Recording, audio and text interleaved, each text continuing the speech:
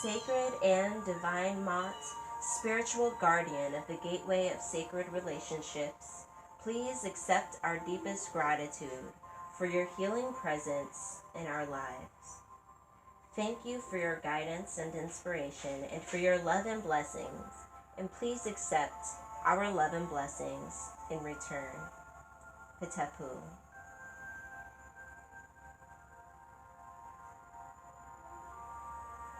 All praises and adoration to the spiritual guardian Mott, the protector of sacred relationships.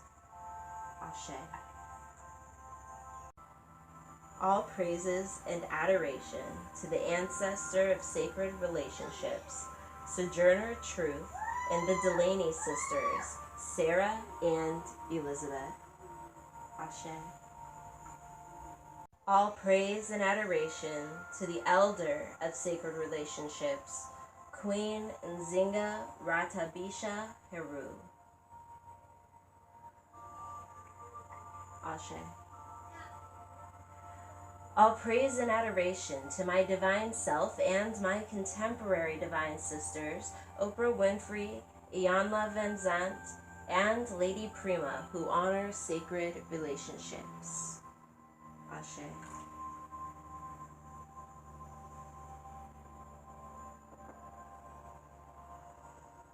Sacred women in the making, sacred woman, reawaken. Sacred Spirit, hold us near, protect us from all harm and fear beneath the stones of life. Direct our steps in the right way as we journey through this vision. Ancestors, surround us in your most absolute perfect light.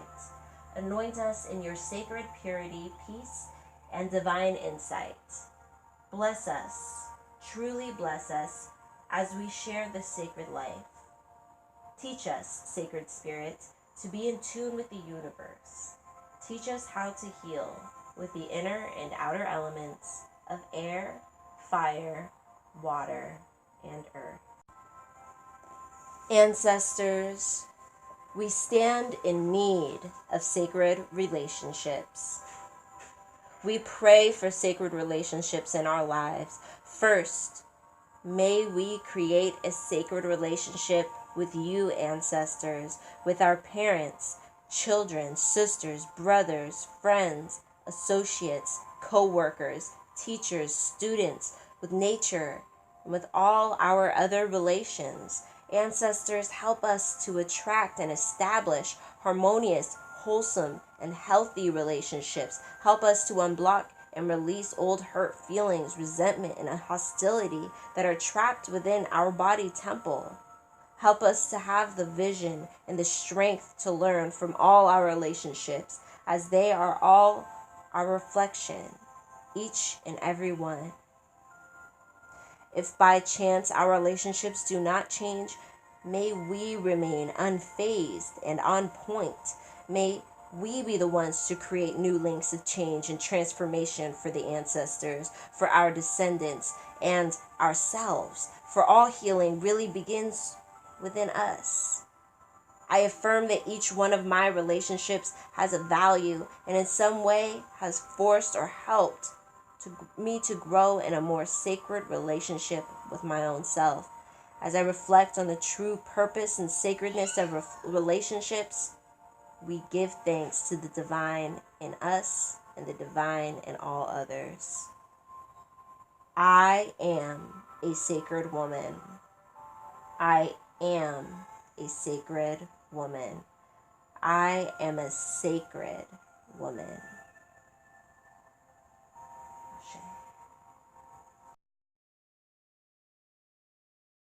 Great divine Moot, we, your daughters, are in need of healing.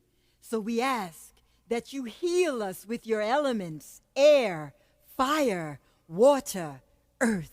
A natural mood, a natural mood, a natural mood, a natural mood, nude mood,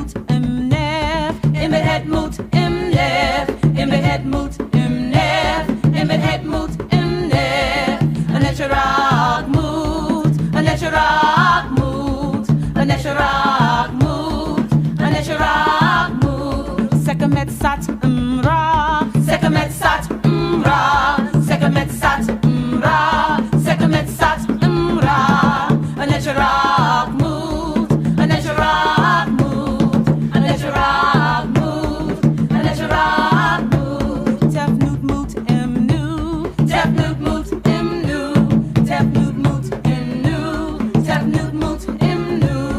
Een netje raak moot, een netje raak moot, een netje raak moot, een netje raak moot. Ta earth moot im geb, ta earth moot im geb, ta earth moot im geb, ta earth moot im geb. Een netje raak moot, een netje raak moot, een netje raak moot, een netje raak moot. In boom moot to interu, in boom moot to interu, in boom moot to interu, in boom moot to interu. Een netje raak moot, een netje raak moot, een netje raak moot, een netje raak moot, een netje raak moot, een netje raak moot, een netje raak moot, een netje raak moot.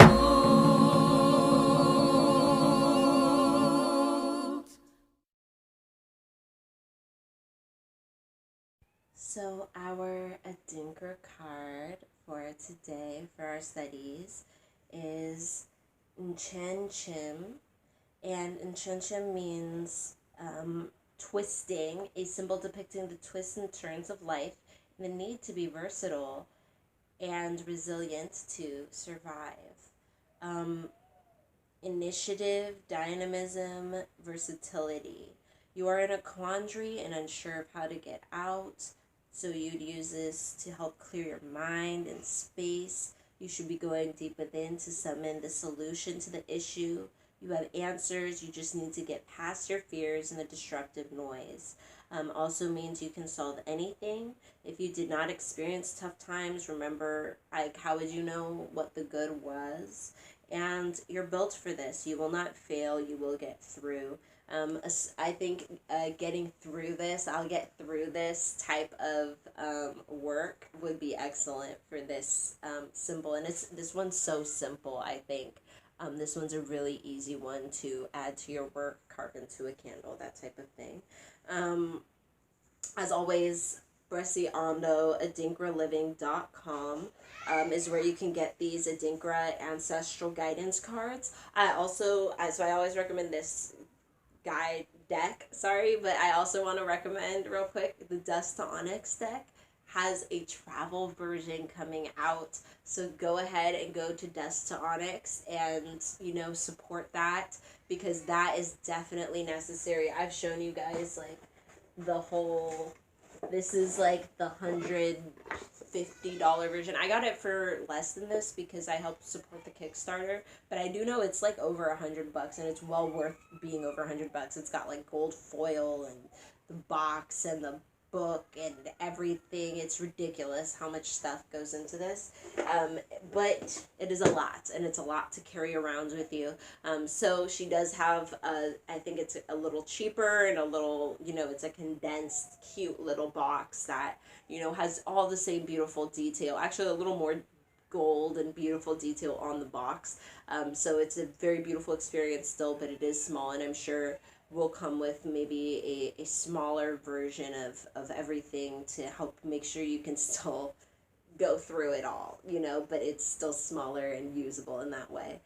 So that's really awesome. So our this is it. Our law for today, we're studying the 42 laws of Mott, and our law is I will not speak over much.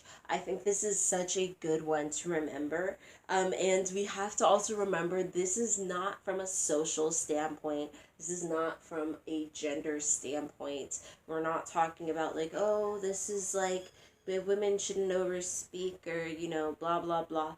This is, remember, the 42 laws was for men and women, and it was based in a moral standpoint. It was from a moral perspective.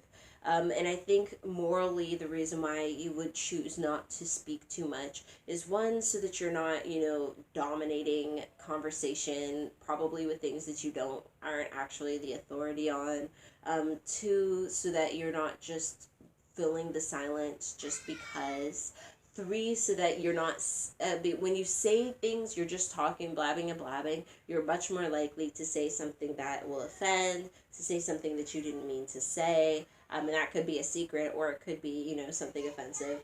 There's just, it leaves a lot of room for error, and a lot of room for, maybe even giving advice where you're not completely qualified. I don't know. I always get really nervous when people are like, "Can I ask you something?" And I'm like, maybe I'll have to send you to somebody. Fair warning. Like, I'll send you to whoever I think might know the answer to that, but you definitely need to go straight to the source, that is best for this. Like, I don't like to just say, random things. And that's why for this, I always remind you guys, this is as much for me as it is for you guys.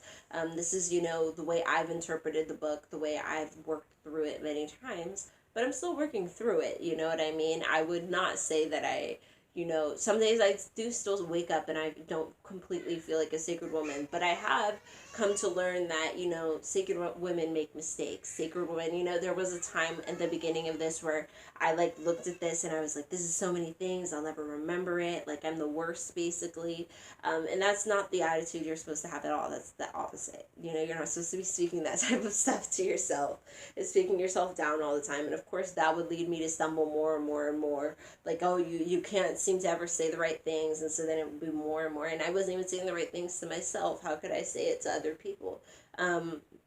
So I think, without speaking over much, we're being reminded to think more, to think before we speak, to think, before we make opinions on things, to learn a little bit more, to listen a little bit more. I think that's why this law was included in the 42 laws of Ma.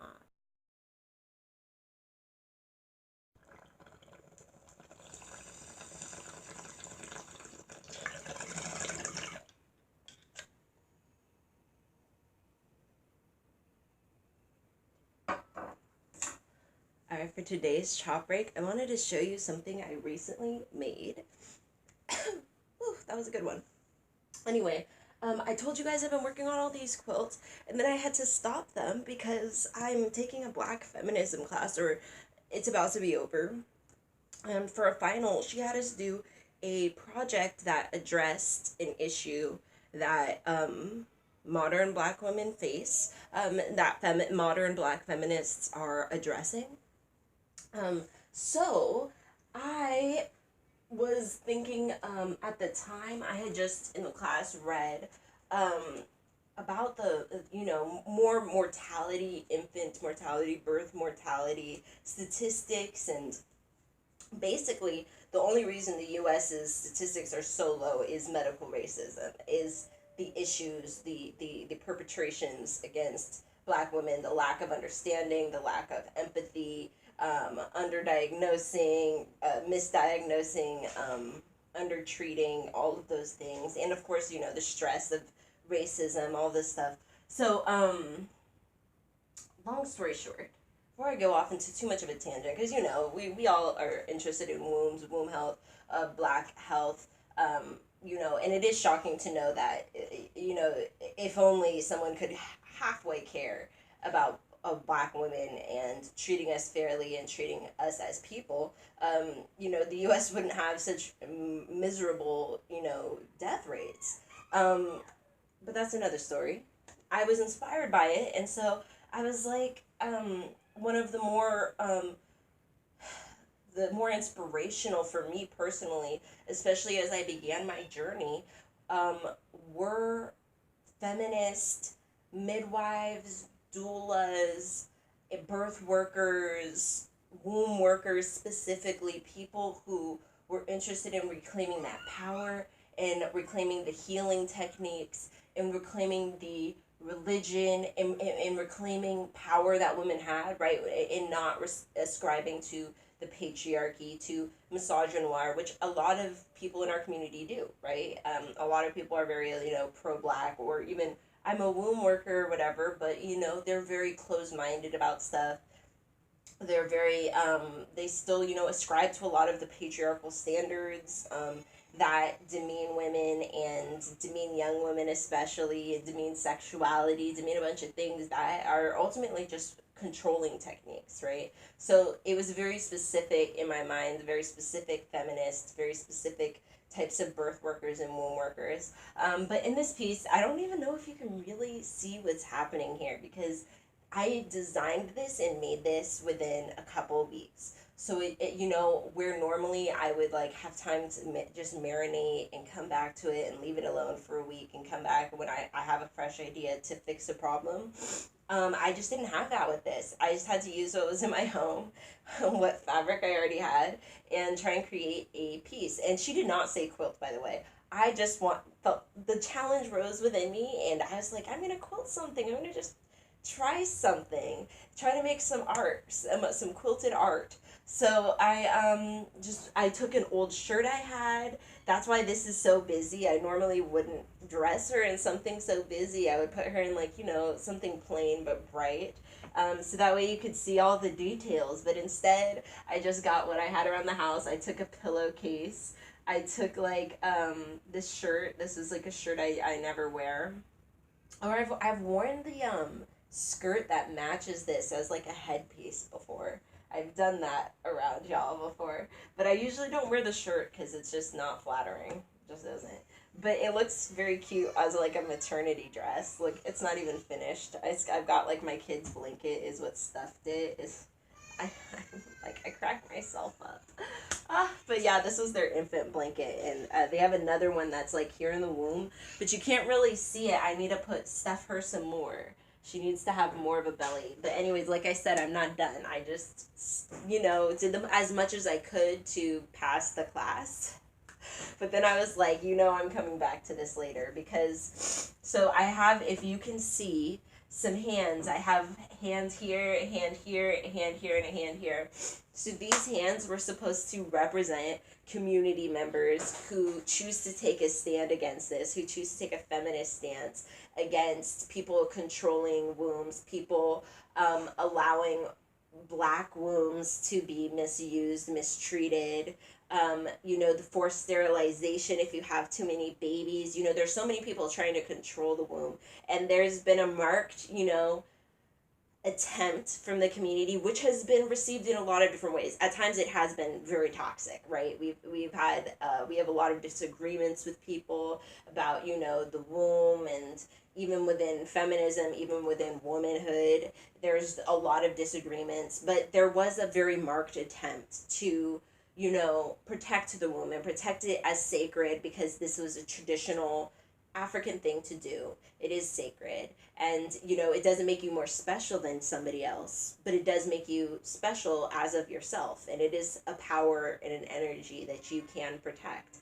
So with that is what my hands here represent. They also weren't here to just protect and be a shield. If I had enough time, which I'm going to be doing in the future, I have a little mojo bag I made that is supposed to be in one hand, so if there's an offering as well, you're not just coming to encumber this pregnant person, which, it reminds me, the other day online, this woman, I'm in a lot of stay-at-home mama groups, and I'm always tempted to leave them because stay-at-home mamas are snarky, okay? They, I don't know. I just noticed, every time there's a stupid post that's like, calling out other people or like going off the deep end, it's usually from one of these groups. But this particular post was a woman who had just recently given birth, and her neighbor wanted to drop by to give food, and she was not in the mood to entertain. And so she was kind of like, how do I get out of this woman holding my baby? How do I just get this food and like have her go? And she's kind of having anxiety. And there are people who are like, she's dating to cook for you and walk to go give you food, and you won't even let her hold your baby? And I was like, wow, like this is really what's wrong with a lot of like our birth, like how we perceive birthers,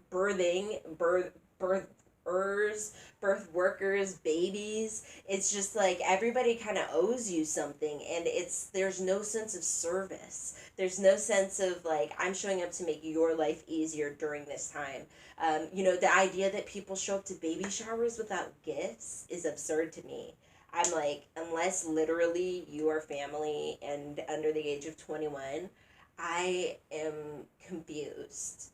And even under the, like, even over the age of 18, it's kind of like the Dollar Tree sells stuff. So you really kind of went out of your way to be a burden, to show up and just eat food. And it's the same with the postpartum period, right? And the birth period. There needs to be, all of it needs to be a sense of, service to that person and helping that person. How do you make their life easier? And maybe even withdrawing if you can't do so. That is just something. So anyway, so that is what this was about. It was supposed to also be offerings. This hand was supposed to have like a mojo bag. One hand is going to have a heart, so that it's offering love and support. And one, I couldn't decide for the final hand yet what I was gonna do. I was thinking of like sewing some kind of cup of tea or something, so that, or like something that's like an offering of nourishment. I'm not sure yet exactly what I'll be doing for that. And then the final hand, I want it to be open, so that it's open to whatever you need. That's what that hand is supposed to be, so that it's available. If you need protection, if you need a hand of something, because I really enjoyed that. That was something I remembered. Was very lucky. Like, not only did I have the doulas that were able to volunteer for my birth, which was fun because I got to have a lot of doulas as they took shifts volunteering. But I also was able to have a few people take shifts at my postpartum period, and those few precious times, those few precious hours were so wonderful. Like, there was literally no feeling. I will never forget the feeling of them being like, "Can I just hold your baby? Can I just hold your baby while you go take a shower?"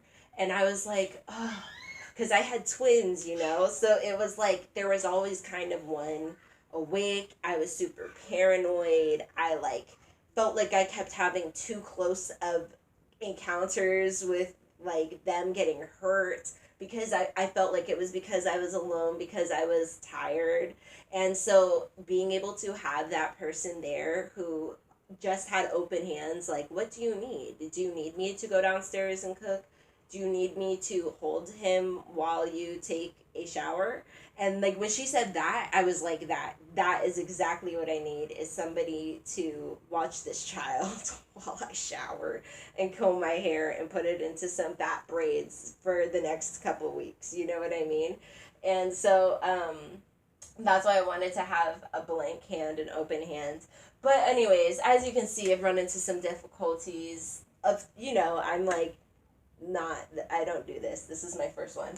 So it's so busy, it's very difficult unless you're kind of up front for you to even see the hands. So I may have to outline them with something bright or something, so that you can see what's going on. You can see you can see each piece here for what it is. But overall, I really liked it. I thought it was really fun. I didn't even have time to do her hair how I wanted, so I'm gonna probably end up taking this out and redoing her hair. But anyways, as I said, for a fun wall hanging for my first little design that I actually completed, I was like, this one, I liked this one. This was fun, and I wanted to share it with you guys, because we talk wombs all day here, and I'm sure a lot of you are in this because of the thoughts of protecting your womb, healing your womb, being that kind of service to others in the community. And creating a space of healing that grows from centering it around the healing of the womb, which is, so chronically abused and oppressed. So yes, thank you so much for chopping it up with me and listening to me ramble on about such a serious topic, but also one that holds, some forms of hope due to us, as per usual.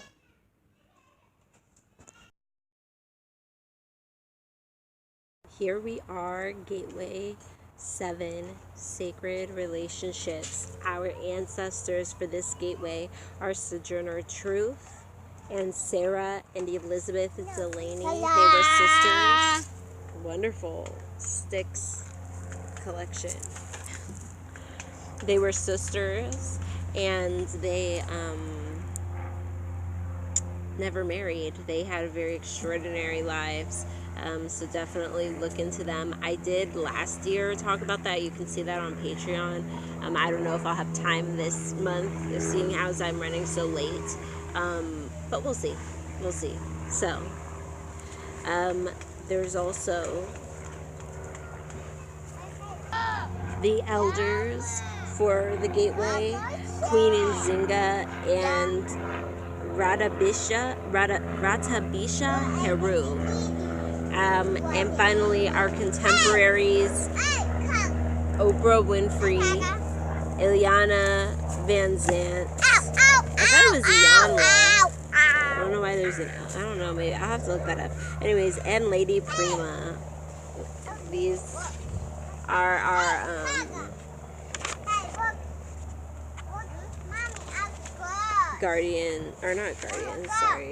our ancestors and contemporaries and elders of the gateway.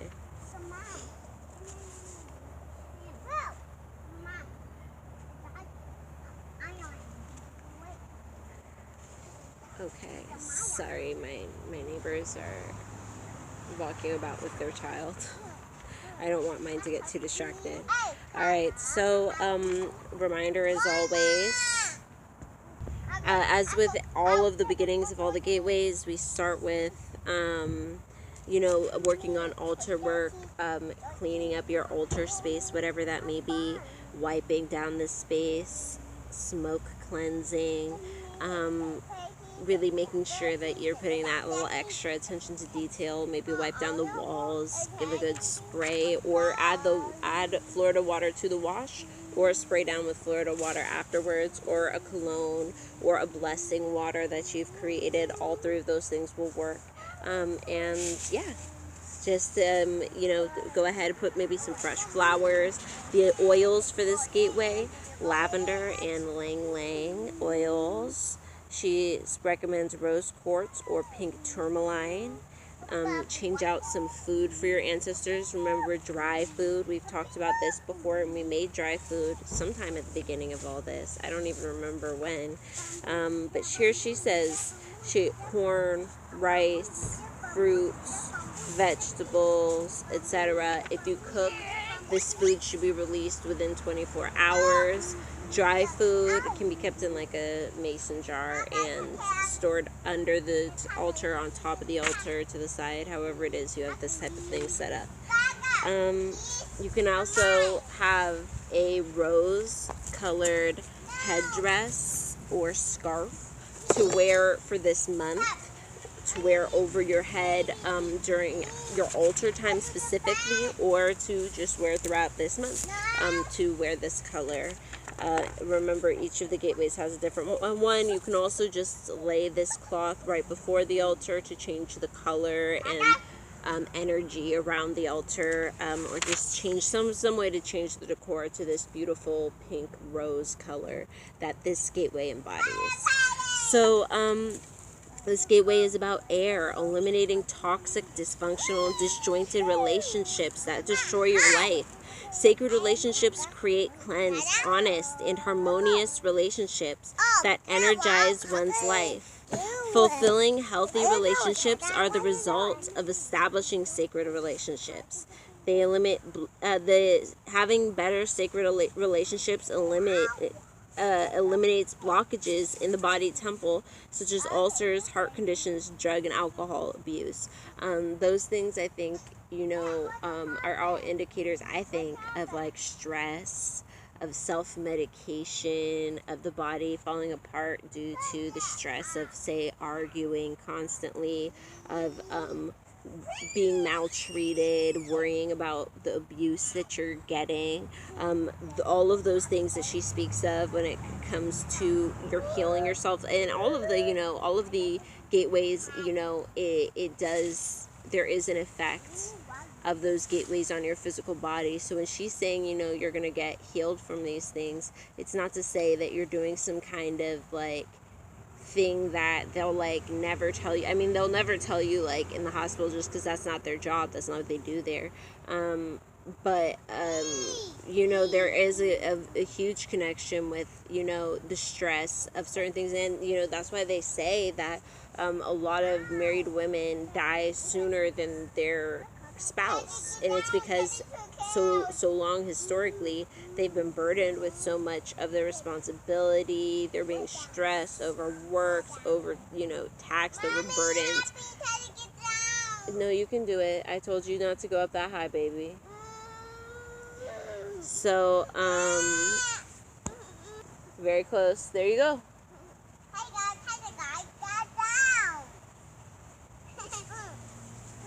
All right. Where was I? All right, yeah. So this use your words, please. Use your words. So yeah. So having they say that, you know, the spouse lives longer because they've typically burdened their partner with so much responsibility, and it's made their life easier. And, you know, that is something, stress, you know, especially that chronic stress that builds up slowly day by day, either from your job, from racism, from abuse, from a partner, whatever the relationship is that is chronically stressing you out. Having that stress long term for years and years leads to so many health concerns that it's sad that we don't take it more seriously. It really is, especially when you think about the history the Black community has endured in this country, and that there's never been a systemic effort or any effort really to give us therapy, to give us you know, any sort of stress relief, or either physically, mentally, emotionally, etc., from everything that's been endured here, despite the fact that definitely most Black Americans experience some level of chronic stress daily. In fact, I would say all of them do, even the ones who are mostly in denial about it, because they've come to accept microaggressions. Beautiful. Think they're not as big of a deal as they seem, or you know, whatever the reasoning is, but it's still something that they mitigate. It's still something that they alter themselves to adjust to daily, and that does take a toll physically on your body. So, and then that will also lead to you doing things like drug and alcohol abuse, to self-medicate, to you know, make up for different inadequacies, etc., etc. So the spiritual bath that she recommends is 4 to 6 drops of lavender or ylang ylang oil. I don't know if I say that word right. It's the YLANG. I just always have said it, you know, lang lang. I don't know if that's correct. Anyways, lavender oil acts as a sedative for the nervous system, also as an anti-inflammatory and a heart tonic. It's very effective in treating burns, wounds, and sores. Taka, stop, please. Stop, you're not being gentle. Thank you.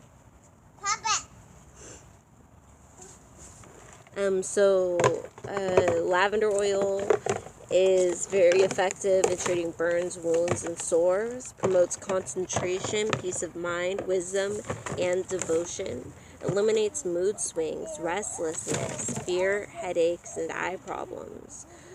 White rose eliminates depression, nervous tension, irritability, grief, discouragement, and sadness. Ylang ylang treats anger, rage, nervous depression. Very potent scent and should be applied very sparingly. You can sprinkle a few drops on your tissue or handkerchief and place that by your pillow to inhale as you sleep, to promote emotional balance due to stress, worry, impatience, and shock. So definitely remember, you can add a few drops of oil to your bath at the end, right before you step in. You can also put drops of oil into a bowl of water that you pour over your head. We've talked about that kind of bath too. So, there are a lot of options with your essential oils and making the baths. Make them intuitively, make them with what you have, but do think about building your apothecary, how you take care of yourself, how you take care of your family, your community, and also, whatever your other goals are. So we've talked about, applying hoodoo and working roots to your job, even if you're not, initiated, you're not, doing this professionally in some sort of capacity, doing readings, doing, steams, I don't know, what other things that you might be doing that might deal with this type of thing. But even if it's like you're an architect, finding ways to apply hoodoo around your workplace, such as applying the essential oils, a couple drops to the light bulb, or having certain items in a drawer ready to go, having a spray down your work area before you come in, spray down the whole office when no one's there. You know what I'm saying? There's so many different little ways that you can be applying this to your whole world, your whole life, and it should be a lifestyle. So she reminds us that we should sit before our altar quietly. In our case, if you followed along with the first, you should be holding a mojo bag and sitting in a quiet, dark space somewhere comfortable. You have a pillow under you, or you maybe you're finding your way to be comfortable in your sacred space before your altar, where you can really go within and think to yourself. Add a few drops of oils, the lavender or lang lang, or whatever it is you have or you're using, to your water, your blessing water that you change often, and add those couple drops of oil there to make a beautiful, distinct water, and then pray a few words over it and sprinkle around your sacred space. Anoint yourself with the oils or with the baptism water. I prefer to do it with the water because, most essential oils, it's a lot to just apply topically. So unless it's really a small amount, or I don't know, I feel led to, I'll usually just use the baptism water. So anoint your crown, forehead, heart, womb area, palms, to make sure everything you touch becomes more sacred, and the bottoms of your feet to make sure you're more spiritually aligned. Stepping out in power, promise, and faith. So to invoke each gateway, we have our prayer, right? So this is the beginning. We are opening up our gateway, starting our journey, continuing our journey, should I say, with this gateway of sacred relationships. And we're here now on page 296. We skip the meditation because we already have really long sister circles. I can only imagine how long they would be if we did meditations as well.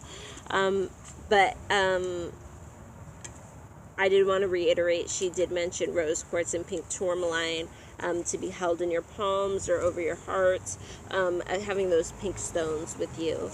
So she does say for herbal tonics for this gateway, we have chamomile. Oh, sorry, my tablet. I dropped it. Thank you.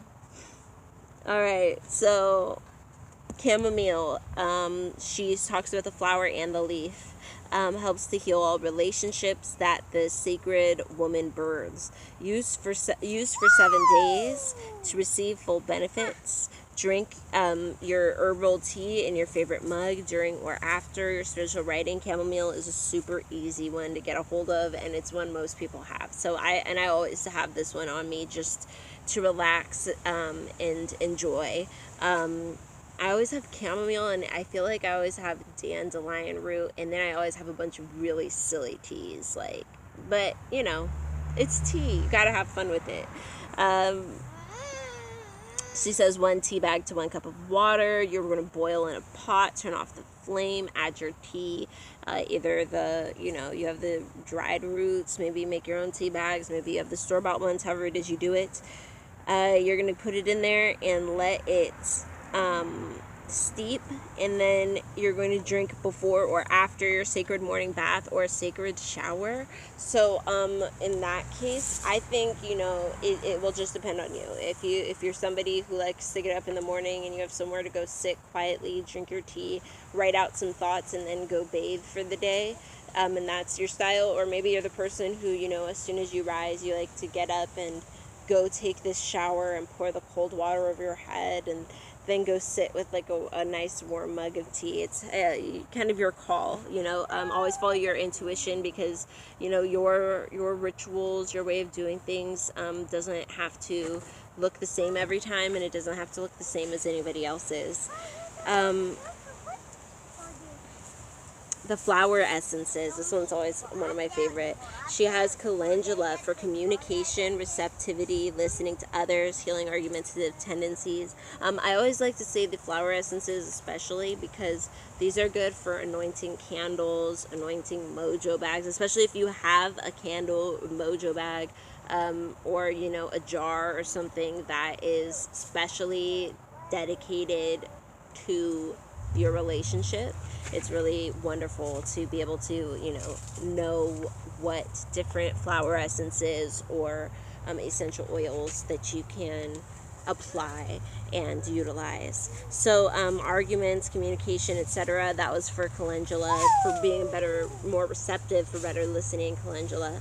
We have fawn lily for developing intimate and warm contact with others. What a beautiful sentiment. Mallow is ease in developing friendships, warmth, and trust. Greater social warmth, ability to sustain soulful relationships with others, especially friendship. Violet helps to address inability to share one's essential self in a group situation, fear of losing one's identity if one is too close to others. Ooh, that's a really serious one. I'm sure that would help a lot of relationships. Pink yarrow for addressing oversensitivity to others, lack of emotional boundaries. Forget-me-not, perceiving deeper karmic bonds within relationships, ability to acknowledge spiritual density and intent of relationship. Poison oak helps address difficulty in yielding or showing a soft side, a fear of vulnerability, creating barriers, and displaying hostility. So, she also adds that, there are, that flower essences can be taken internally, put into, water and drinking, which is also very beautiful. If you're somebody who likes to flavor waters, that can be a beautiful thing to experiment with. And then also, especially if you remember from our sacred food section, and you have a beautiful picture of a beautiful purified water in your fridge every day with some cut up fruits and stuff in it, you can start adding a couple drops of flower essences and take that to the next level. You got your crystal at the bottom and everything. No, I'm kidding. I'm asking the world of people. Take it slowly, one step at a time. Eventually you will have such control over your house and your sacred space that is something that you could viably, put into your schedule. But until then, keep going, because I was just thinking this, year, a lot of things has started being more second nature to me, but I've been doing this for, 2 years, 3 years, 3 years, like 3 years. So, it's a progress, it's a work in progress always. And so you kind of got to work at your own pace always, and make sure you're not, mad at yourself because you're not Queen Afua on day one. You know what I mean? Especially if your path isn't even to be queen. You have other paths to go down. So, let's see. Reminder to do your sacred journal writing. That can be at 4 a.m. that can be between the hours of 4 and 6. Those are very good communicative hours with the spirit realm. So do your fire breathing, 100 to 600, depending on where you're at with that. Don't make yourself pass out. Just get yourself the oxygen into your head and your mind. Work on exercising those lungs, and listen, and maybe free write into your journal. Maybe pray out loud. Maybe pray in the journal. Maybe write down your prayers. But make sure you're spending some time doing that sacred activities. Don't forget to continue with your shawl or quilt. I have something, I'm not sure, it's going to be at the chop break, so I'm not sure if I'm going to put it before. Actually, I think I'm going to put it before this, so you're going to have already seen it. So that kind of took up some of my time, was doing that art project for my Black Feminism class. But it was fun to quilt something and work on my technique, work on my skill level, and really get that done. So we have a beautiful white ostrich feather is your sacred tool, because the sacred scale weighs your heart and the feather against each other, and the feathers create a feather fan that purifies the atmosphere when you seek to harmonize relationships. Those are the sacred tools. So you can have a single big fluffy white moth feather or other feather to represent the moth feather, and you can also have a feather fan or a fan in general to represent that purifying of the atmosphere. Isn't that such a wonderful tool to think of?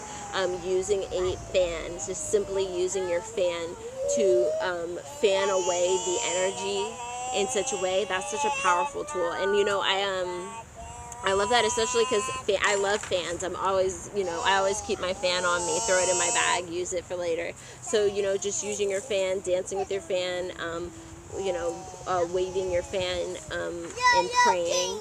It doesn't take much. You don't need a lighter and, a bunch of other items and tools to do this. You just need yourself. You just need your dedication. You just need to be unique in who you are, and figure out what works for you, because a fan don't work for everybody, but it does work for some people. Somebody out there is like, no, that's perfect, and somebody else out there is like, that inspires me to think of something else that is more aligned with who I am than always carrying around smoke cleansing stuff, or always carrying around Florida water, or et cetera, et cetera, et cetera, because not everybody works with the same types of things. So let's continue. Our closing sacred words to think about as we open this gateway is: ancestors, help us to heal and honor our significant relationships and to transform them into sacred relationships. So yes, this one is about what am I saying? About all of your relationships, all of your significant relationships, all of the relationships that you feel need to grow, need to get better. Maybe you have a business partner. Maybe it's your relationship with your children. You're really working on that. Maybe you're really working on your relationship with your spouse, your mentor. I'm not sure who it is, but whoever it is, this month our focus is on those relationships with others. It's on growing those relationships with others, making sure they understand how we feel and we understand how they're feeling, and also that we're committed to their wellness, to their betterment, to their goals. It's not just about your goals, it's also about their goals, their needs. Yes, I really wanted to remind us, right, that it's this isn't, sacred relationships isn't your spouse necessarily, but they are a significant relationship. And so working on that friendship, working on that just a base relationship, that foundation relationship can be something that you work on this month. But also, thinking outside of the box of romance and love, and really focusing on all of those relationships and figuring out, some of these relationships are not going to be verbal this month. You know what I mean? Some of these relationships will be you writing a letter by yourself and burning it, or you just forgiving somebody, just letting it go, forgiving them in the sense that this is not going to burden me with being something that pisses me off constantly and I have to exact a huge revenge plan, releasing something. This month it may look in the form of you sitting down and doing cord cutting. I have that in Punani Proverbs, and I also have that in my sexual abuse healing workbooks. But just holding your womb and visualizing in your mind the cord of energy that connects your womb to all of the different relationships you have, cutting the cord for ones that do not serve you. Well, you can cut them all off and just know that some of them will be reattached within minutes of being in the home, right? But some will need to be severed for good. And that I think is part of the essence of sacred relationships. Is really it's not just about well, I guess what I'm trying to say is it's about kind of cleansing house as well. It's not just about, going after people like, we had an issue and it's been bothering me for 10 years, but we haven't talked, you know what I mean? That's not necessarily what this gateway is about. This gateway is about honing in on which relationships really matter to you, how you are going to start approaching those relationships differently to get the results that you actually want. For example, this woman, this is going to be a romantic, example, of course. This woman in a group I was in, she was mad because, like, she and her husband been married for, like, decades, and she's just suddenly in her mind, or maybe this was gradual, I don't know, she desired to be treated differently. She'd always kind of hauled her own weight, done a lot, and suddenly she kind of wanted to be pampered a little bit. She wanted to be, the situation exactly was they showed up to the gas station and she didn't feel he was respecting her femininity by wanting her to pump the gas while he went into the store. And I think I speak for a lot of people when they say it's pretty traditional for the woman to sit in the car while the man pumps the gas. But the issue here was that for 20 years that had never been an issue. So imagine his surprise when she kind of flipped out at the gas station and it turned into a big old row between them, and basically she thinks he was being disrespectful. Ooh. And he thinks she's just crazy. And I think that, that was just the highlight of my point of make sure you're really actually working towards the goals that you have for the relationships that you have. If you want to be treated more feminine, if you want to be treated, and that goes by your spouse, by your kids, if you want to be treated not as the person who's always yelling and always going all out and always doing too much, you probably shouldn't do too much, you know what I mean? You should change a little bit about how you act,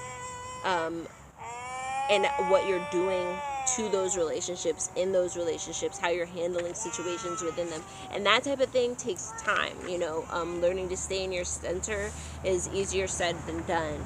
But that is something that we're starting to think about in this gateway this month, is how we're going to stay in our center, how we're going to do the best that we can to really get those results from our relationships that we want, those real honest goals that we have to better our relationships, to stand by our families, to stand by our business partners, whatever, to have that long-term relationship goal plan that we do have, that is honest, and we know that we have to put work and effort into to keep it going. So let's see. All right, we're getting to the diet practice. Diet practice for the gateways 7 and 8. It's continued from 4 to 6. She's talking about starting your morning with that kidney liver flush. If you'll remember, that could be the, put some lemon and a little bit of cayenne, unless you have high blood pressure, no cayenne for you, into a glass of water. Start your day with 8 ounces of water. That can also just be pure water. It can just have lemon. It can have just a sprig of mint. It can have, I don't know, like everybody's a little different. I used to actually, like years ago, really like to have basil in my water. Isn't that the strangest thing? I used to like basil and basil and like a squeeze of lemon. But everybody's different, you should definitely experiment with the different herbs though, and see what different kinds of waters, and mix it with fruits, and see the different types of things you can get. It doesn't always have to be this like super serious kidney liver flush, unless you're like trying to heal from something. But if you're just trying to have like a healthier life, make yourself a beautiful water in the morning. Put some blueberries in there and let it all just kind of sit, and you can play with it and eat the little fruits and enjoy yourself in the morning and get that water intake in. She was trying to show this blossom. No babies. This is a baby, yeah, the flower blossom is a baby flower. The only difference, let me see, so let's see. She also says liquid kyolic can be used instead of the lemon and lime. There's also, you can add a dash of apple cider vinegar. There's a lot of these. Breakfast. Drink fruit juice and or eat fruits an hour or so before the other foods. You can also, if you don't have time for doing all that, you don't sit at home all day, you just eat it all together. It is what it is. But just eat those fruits, a fruit juice. And when she says fruit juice, I recommend, if you're gonna juice, just use that juice in like a smoothie, so that you're getting like a lot of really good stuff in there, and you're getting a really nice thick juice that's very flavorful. Just because juicing does, waste a lot of pulp, which I know people can use the pulp for making, veggie patties and things. But and if that's your life, I'm jealous of it. That's amazing. I need to step up my game. So we have, but smoothies are good because you don't have to have any cleanup. You just blend it all together and drink it, and it's all there. Breakfast, I want to also say, she has a lot of other breakfasts recommended throughout this book. You can make yourself some kind of toast with lots of fruits and other things, peanut butter, and, you can make yourself some, steel cut oats, and something cinnamon and some honey and a very little bit of, what was I going to say? Putting a lot of fruits and things in there, and make yourself a really hearty breakfast. It depends on where you're at. We're in the summer right now, so drinking a huge smoothie in the morning sounds awesome. But keep in mind that you're not on this super strict drink smoothie diet. That's not what this is about. So she also wants to add that the fruits, you have the acidic fruits, grapefruits, lemon, lime, orange, tangerines, and the subacidic fruits, apples, pears, plums, cherries, berries, and peaches. She says no bananas still. I say, transition how you can. It depends on how strict you're being. If you're being super strict, you should definitely have the book. If you're not super strict, then you can be casually following along with the videos. But if you're super strict, you should have the book. You should be copying down recipes. You should be taking this seriously, because if you are being super strict with your diet, you have nutrition that you need to be getting into you, and it's not a game. You know what I mean? It's not like, oh, all you need to do is just eliminate meat. Like, no, there's a lot of stuff you have to be supplementing and adding in. And she writes it all down. She has all this stuff here, tabbouleh and okra, kale, blah, blah, blah. But you need to be dedicated to that. And so make sure you're also staying healthy as you are reducing your meat intake. It should be replaced with tofu, lentils, beans, vegetables of some kind. It should be a part of that. You know what I mean? She reminds us of eating those large raw salads, chopping up all those different textures and flavors of different vegetables to put on your drinks. Talk up, be careful. You dropped it on her head. Can you say, sorry, Tyra?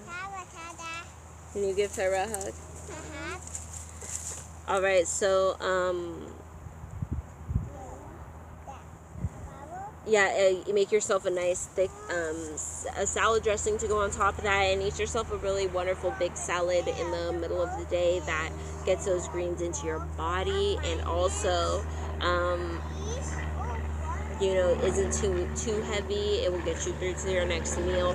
I also want to add that you can add some cooked beans to your salad, add some kind of grain to your salad. There's so many different ways to make your salad super hearty, and it's not like you're just eating like the pathetic McDonald's salad. She says additional nutrients and herbs. She has the Green Life Formula 1, Heal Thyself Green Life Formula 1, the nutrition formula. She has Green Life, has minerals, vitamins, chlorophyll, wheatgrass, spirulina, blue-green mana, all of those different wonderful nutrients inside of it. She reminds you can be taking, if stressed, take vitamin B complex, 25 to 50 milligrams, or you will have skin eruptions. Vitamin B complex also strengthens the nervous system and rejuvenates skin and hair. Poor memory and poor circulation, 1 tablespoon of granulated lecithin, LECITHIN. Take 500 to 1,000 milligrams of vitamin C daily to build the immune system and fight colds and infections.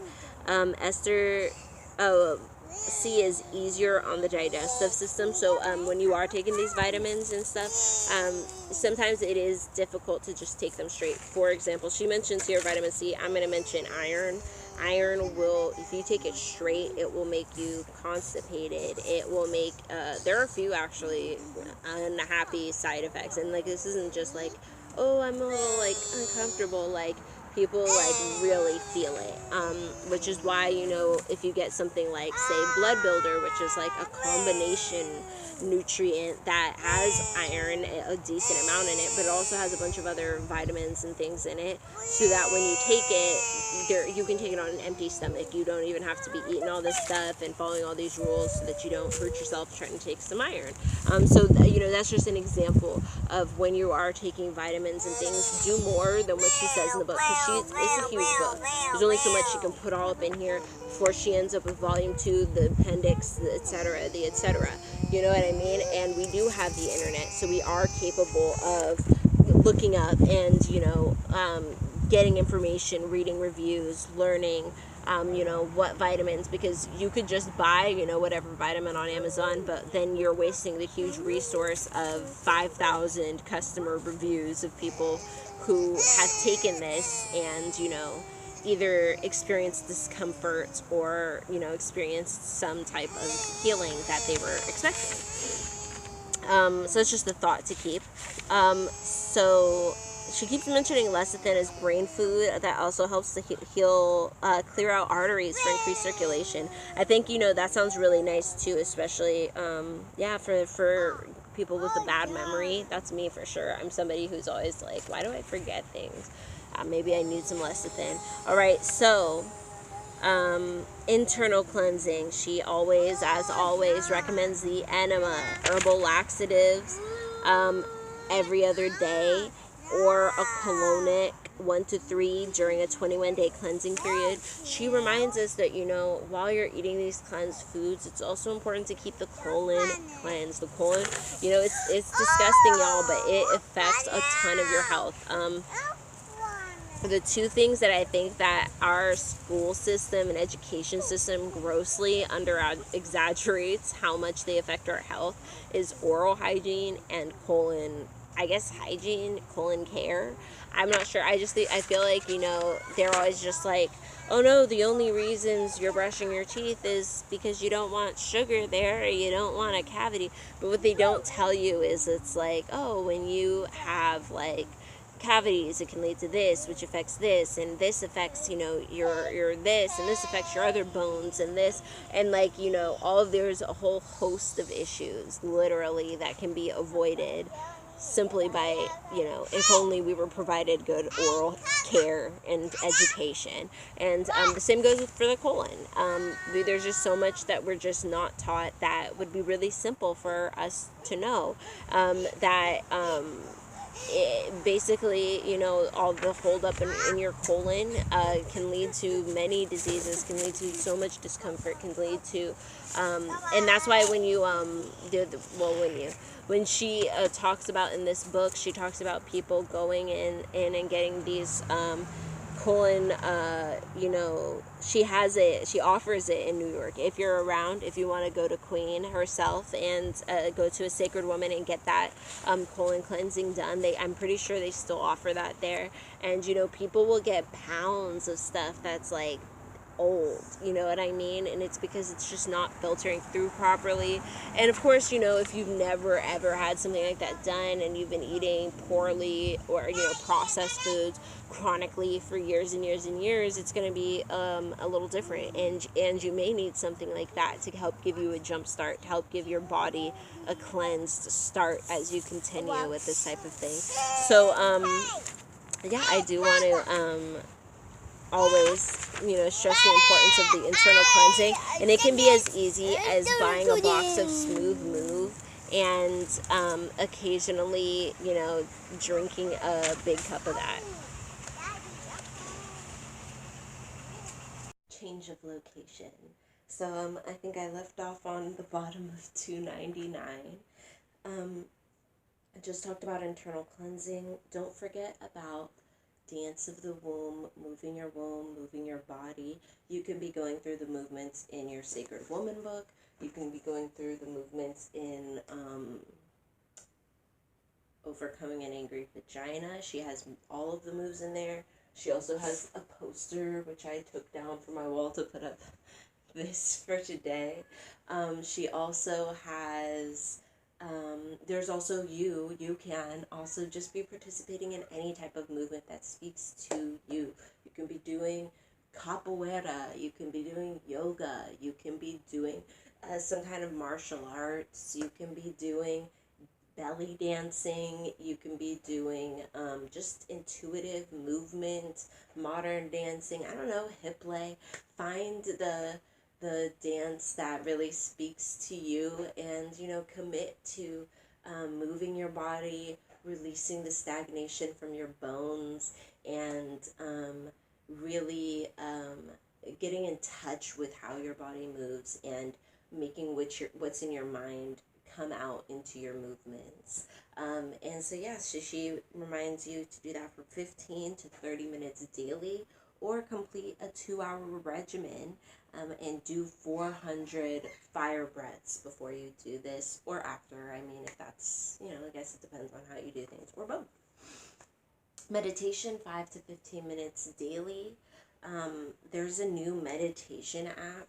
Do I have my phone on me? Of course I don't. There is a meditation app by a person of color for people of color, and I don't remember the name of it because I just downloaded it. But oh, here it is. My phone. Yes. I'm always wearing these like wide sweeping skirts, and I can't, or not, this is pants, but I guess it's still wide and sweeping, so I can't see things that are all tucked beneath my ruffles. Alright. Liberate. It's called Liberate, and it's like got this, it's red. My phone's all cracked. This is my first phone I ever broke. Isn't that so sad? Anyways, look at that. I just downloaded. It says empowering the Black, Indigenous, and people of color community on their path of finding inner peace. Isn't that amazing? And you don't even have to sign up. You can just like bump on in and enjoy yourself, it looks like. And people are saying, you know, every people I know and I love and I trust are saying that, you know, it's amazing, it's wonderful, it's everything that you think it's going to be, or that you feel like we've been needing as a community. And so I'm excited about this app. So anyways, that meditation reminded me of that. So if you're having like struggles, you don't even want to be paying for stuff, you need a resource like that, I think this app is something that will be a valuable resource to you. All right, and it will help you with that 5 to 15 minutes thing for sure. So rejuvenation baths, Epsom salts, 1 to 4 pounds, or 1 pound of Dead Sea salt. It's a super simple bath. It's super simple, cleansing, helpful, rejuvenating, right? Soak for 15 to 30 minutes. I like to make it hot and like kind of just let that heat a little bit linger off for about, that 15 minutes or so. Then shower off the salt, rinse it all off. Don't use salts if you have high blood pressure. We have bedtime. You're having boil 5 to 6 cups of purified distilled water. Turn off the flames.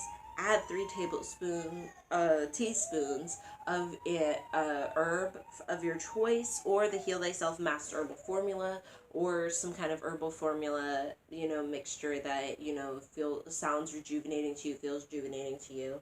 I think really finding ways to make those times sacred is more important than, always be detox. Because, it's like, if you're thinking about it and just like when we're going through the gateways, yes, get that herbal detox tea. But when you're thinking about doing this stuff, long term, you're thinking about, ways to enhance your experience as, as a human trying to, heal, trying to understand and appreciate the earth around you. So yeah, like get yourself some of those fancier chai tea type things with the cinnamon and all that stuff, and really enjoy your cup at night. Or the cup that you have to brew for the next morning, you know what I mean? Because typically we steep it, right, that big thing, and then we have all that tea for the next day. So anyways, and you don't want to also overwork your body, is my other point with that, is when we are doing stuff like going through the gateway specifically, it makes sense to be drinking these herbal teas daily and like really focusing on that. But we also want to remember, the human side of it, and the side where we don't want to be dieting, detoxing for months and months and months, years and years and years. It's just not conducive for your health, and it will just make being a sacred woman like a chore, a burden, something that is always in the back of your mind. You have to do this, you have to do that. So anyways, I want to, just because the book, is a very strict regimen, but you want to make sacred womanhood a lifestyle. You want to make roots a lifestyle, working roots, and hoodoo a lifestyle. So making it a lifestyle is, thinking wisely about your needs. Like, you are taking in these herbs, you are taking in the water content, but you are not, stressing your body out, just trying to diet and only have these bitter teas all the time. There's a time and place for everything. She reminds you to use clays. She has a clay. There are many clays that you can look into and see which one you think works for your body, works for you. And it will matter different brands and companies that you trust. And she reminds you to be drinking water daily. She recommends 2 to 3 quarts of distilled water. All right, on to page 300, sacred relationships. Relationships are the arms and legs of the womb, the extension of a woman's inner space. In order for the womb to be at peace, it needs to be at peace. You need to be at peace in all of your relationships. This is people, food, nature, yourself. So I really enjoy that. So my first post on Instagram about this gateway was highlighting the relationship between people, between not just people that you're in a romantic relationship, right? We talked about that earlier, but all people in your life. But this is also the relationship that you have with everything, the relationship that you have with your things, right? So all the gateways connect, right? We talked about that before. So it's the gateways you have with your items, the gateways that you have with your food. The relationships that you have with your items, the relationships that you have with your food, the relationships that you have with people, the relationship you have with nature. When you think about all of these things as relationships, first that's like kind of a callback to animism and how that's a prominent part of roots and working roots, right? being able to apply and understand that spirit that is within things that people normally perhaps wouldn't see as having a spirit. You know, and that also reminds me, and I took this Native American class this past summer, and it was talking about how like some white colonist was asking some southern Native American people, like trying to understand their religion. Does this have a spirit? Does that have a spirit? Does this have a spirit? And he held up a rock. He said, does this have a spirit? And the Native man told him sometimes. And by that he means, when you just see a rock just sitting there, it probably doesn't have much going on right in that moment. But there are moments when it does have spirit, such as, these people, lived on the cliff sides and stuff. So it was like, when a rock falls down and it's like falling down towards us, that rock has a form of spirit. It has a form of purpose. It has something is going on around it. There's energy going on around that situation that's going to affect other things and have an effect on us, a purpose, right? And so I think, that is something common, I think, in a lot of indigenous senses. So, reminding yourself that these relationships that we are building are not just between people and things that we consider, equal to ourselves, but also it's the idea that we do have relationships with any and everything. And that is the way we should be thinking about it, because there isn't really a hierarchy except for what we've placed in our mind of putting ourselves above or below other people. So review each of your significant relationships in your own way. Allow each one to become your teacher. Empty your heart of all resentment and become receptive to the lessons that each relationship brings to you. Surrender to the love that each and every lesson offers so that you will not hold on to any pain. An undigested pain or grief or anger held in your body grows into illness. Relationships have the potential to provide both joy and sorrow. Unfortunately, there can be many sources of relationship pain. Perhaps the most tragic is the hurt and disappointment caused by the intimate relationships with family members or friends, someone known and trusted. Emotional or energetic harm or violation from a person you thought you could trust to love and respect you creates deep resentment, anger, or rage that requires committed healing work. Too often we retreat from dysfunctional relationships or deny the true depth of the problem in an effort to soothe our wounds. Yet we must take responsibility now and begin to understand the lessons of our relationships. Relationship wounds must be healed, or their repressed energies will solidify on the spiritual, emotional, and physical levels. I do like that she pointed out that some of the deepest forms of trauma that we ever experience are typically committed by the people we know the most, that we trust the most, that we love the most. And that's probably because we've held them to a higher standard than strangers. And so unless a stranger has committed like a seriously atrocious act, it really doesn't compare to when your family betrays your trust, and you there's just a sense of alienation, right? And you feel that much more alone when it's somebody so much closer to you, like one of the few people you can trust. So those are the relationships that I do think that people do tend to deny the depth of the problem, especially if it's a relative you depend on, such as your mother or, an older sibling or something like that. Somebody who has a lot of power or high ranking in your house. It can be easier to try and deny it. However, ultimately it does lead to your own body, your own self breaking down. The stress begins to get to you physically. And this can manifest in so many different ways. We've talked many times about stress. Just keeping in mind, that it is, you could be, making it better for the whole family, but then you will be sacrificing yourself. And it shouldn't be about Black women burdening themselves with all these traumas silently, dying and just nobody caring about it. Should not be our job to burden. You know what I mean? And that's not what being a sacred woman is about. It is about addressing these traumas. It is about cord cutting, understanding what is worth putting energy into, what is worth committing to, and what is also worth, releasing and traveling down a different path from what others have committed to. Affirm from now on. Let's hold our womb.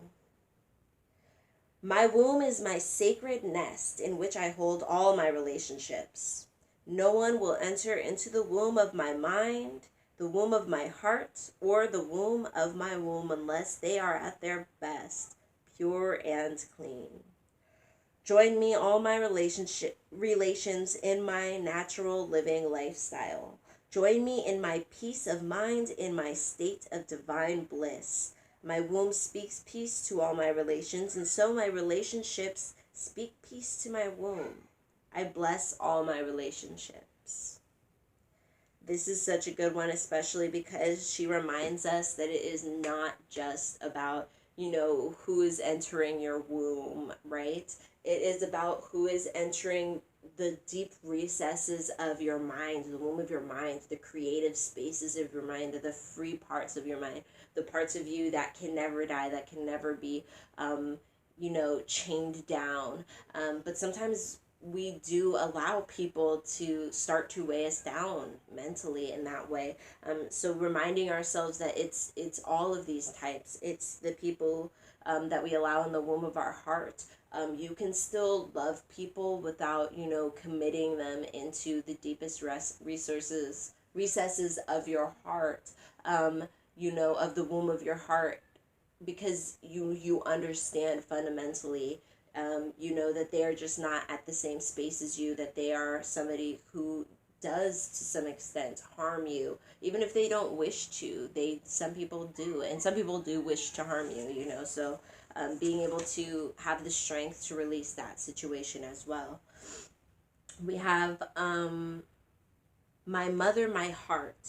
The relationship we daughters have with our mothers is primal. It is the first and most potent connection we have with anyone. It began with living inside of our mother's bodies for 9 months before emerging into the world. She was the first caretaker and nurturer. Even if we've had a difficult relationship with them from the very beginning, we still have an irreplaceable bond. Thus, mothers and daughters have shared life energy from the Creator. We've shared things that we share with no one else.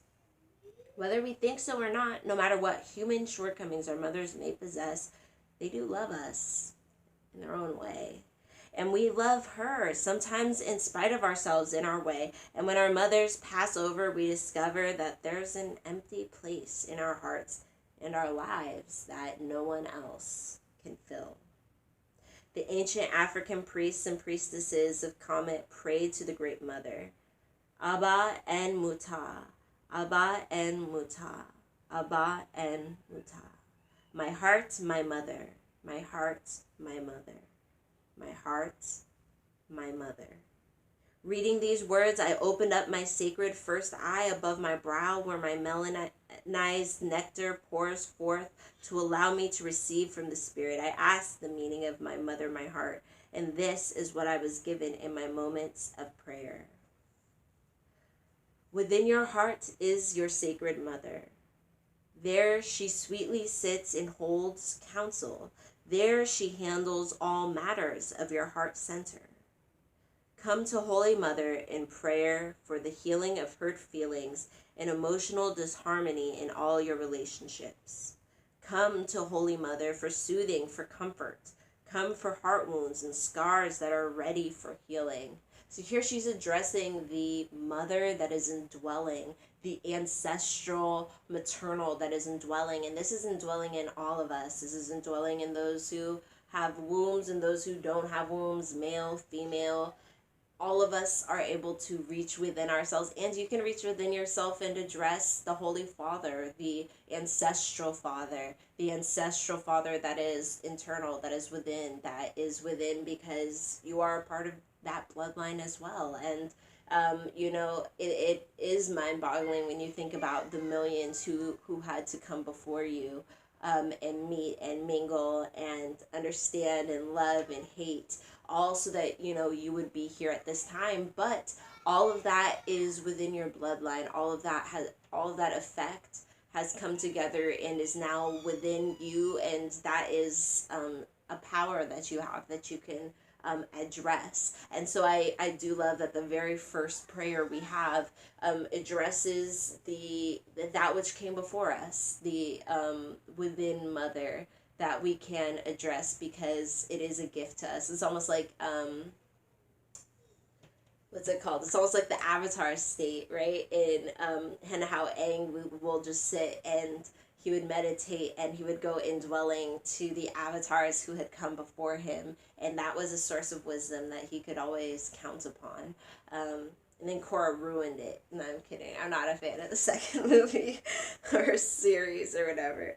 Anyways, but yes, there's always that opportunity within you to call upon that. That is the prayers that you can give, and understand that you do have this prayer, you do have this indwelling wisdom that you can call on. It is a source of power for yourself. A healing meditation of the heart. We are going to be skipping the meditation. However, I did want to read a love message on behalf of our earthly mothers. We're on page 301. If you are carrying resentment from your earthly mother, release your burden. This was mine. I always tell you guys this. This was my gateway when I was going through this with Queen, and she reached into this bag for everybody and pulled out the strip. I think this was for Sacred Woman Practitioner, actually. I don't think this was for going through the gateways, anyways, because I don't think she did this that took a long time. I remember it being like not that long because we were each gonna get a box. I have the worst memory on things, like, you guys. Anyways, so she pulled mine, and when she said, and I was like all like, what is it gonna be? What is it? And I'm hoping for something like interesting, or I'm like, what is it gonna be? Like my relationship? Like with my husband, I meant like union, sacred union. Or like, is it gonna be like sacred foods? I thought it might even especially be sacred words, because I struggle, especially with like just word vomit of mean things. Especially back then, word vomit of mean things. Like now I can definitely hold my tongue, but at the time it was like I was just like, did I really just say all that? And like sometimes I'd be saying it and I'd be like, why can't I shut up? So anyways, I thought it was gonna be that. And when she said sacred relationships, like all of a sudden my mind like zoomed to something in the back of my mind where I was like, oh, she's so right. That's like the thing that I don't even address. Like I actually address the fact that I have like issues with sacred words, but I did not address the issues that I had with my birth mother, with forgiving her, with letting go of shit that occurred in 1992, which it was like, we are literally referring to me being a baby. like a toddler, like not old enough to even mostly remember the things that I'm holding grudges for. So when she says release your burden, when I heard like it was sacred relationships, I knew exactly what it was. And I think a lot of people do have some sort of trauma with their mother, and it's often because their mom also had trauma, and it's kind of a cycle that's been happening in the Black community.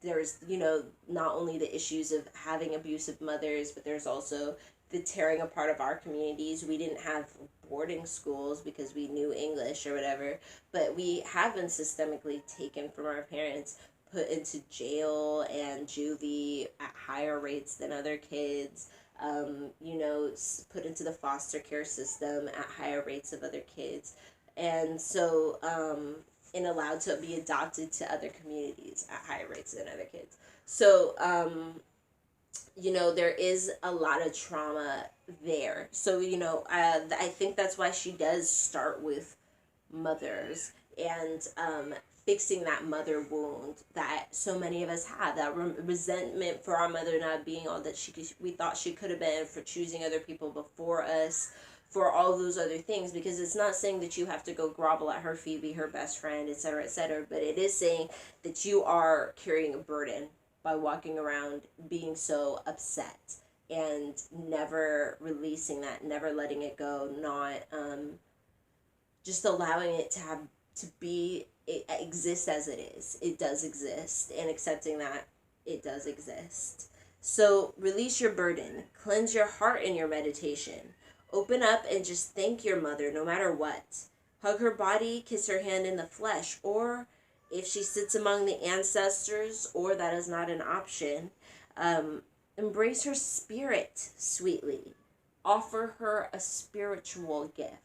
So here I love that she mentioned the ancestors. Offer her a gift. Offer her a spiritual gift. Embrace her spirit sweetly. Think of her spirit with fondness. Think of it with love, with empathy, with understanding. Embrace with that sweetness of your own spirit. Allow your own spirit to experience sweetness and experience sweetness around their energy or spirit.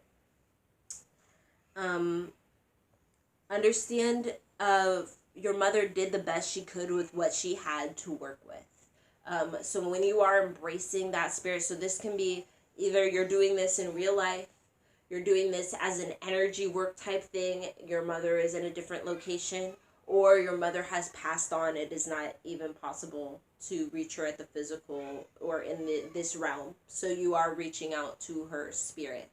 And you are approaching it with this sweet understanding within yourself, without any of the hatred, the anger, the disappointment. You're just approaching with sweetness, understanding in your disposition that she did the best she could with what she knew, with what she had, with how she was raised, with the time, I don't know, whatever that is, she did the best with what she had at the time, with what she knew, right? With what she had to work with. Forgive her and allow your blessings to flow like a waterfall. And I will say, I definitely, when I read that back then, and it was just kind of like, okay, I did forgive her, but I also didn't see how any of it could be connected. But in a lot of ways, it has been so freeing to not be so absolutely concerned with her, what happened so long ago. And allowing myself to, without that burden, I have the energy and I have the, ability to be more understanding around that and not be sucked into anything surrounding that situation. And it does allow for your blessings to flow once you release some of these blockages and baggage that you've been carrying around. We are going to end here because we have a kind of a specific topic next time, sacred motherhood, and we have it mother to daughter, sister mothers, mother to son, all of this. We have many mothers. We have like a bunch of good sacred motherhood type things to look into next time. So I'm going to be going ahead and making that video ASAP. I have so much energy and I'm so excited because I finished my finals, y'all. So I'm like ready. I'm like, let's get back on track. And I'm going to be trying to get more ahead on videos, and we'll see if like that can work out. But anyways, make sure you subscribe and share with your friends, because if we get back to 1K, I can get back to just going live with you guys and not have to do all this, unless I want to, unless I have the energy to make a video, and instead I can just go live with you guys on Monday mornings, and, bright and early, we can just get to it, dance together, meditate together, read together, and get through everything. I miss that. Anyways, so yes, our goal is 1K. We are so much closer than we were, but we need to get closer. We need like 300 people. I don't know where to find these people. I'm trying, you try too, and we'll get there eventually. And then we can be back on track with stuff. I also want to shout out this shirt that I'm wearing. Isn't it fire? Isn't it cute? It's I don't usually buy fast fashion, but I bought this for a specific reason, right? That girl, I don't know even remember her name, Jordan Woods. I don't know. She was one of the Kardashian sisters' friend, and then she maybe kissed a man and liked it, and then they kicked her out of the house and threw her to the dogs. Anyway, she out there living her best life, and it makes the Kardashians mad to see that. And I saw this shirt and on somebody who I follow on YouTube, and I was like, oh, that is so cute. And I heard the backstory of who it was, and I was like, you know what? I can throw that girl $7 just to piss the Kardashians off. One of the shirts was left in my size, and I was like, you know what, you guys, I'm with this. I'm with this shirt. So this is a purchase I'm happy with. I will wear this very cheap shirt until it falls apart. It's so much fun, though. I'm loving these, like, sleeves and that it's all short and stuff. It's so cute. Anyways, I forgot to say the fast fashion place I got it from. I think it's called Boohoo. Never been on that site before. Probably will never go again. It wasn't anything to write home about. But anyways, maybe she still has some of that stuff up on that site, and or if you know, maybe you can find something else like this. This is it's a flattering shirt. It's really nice. Love it.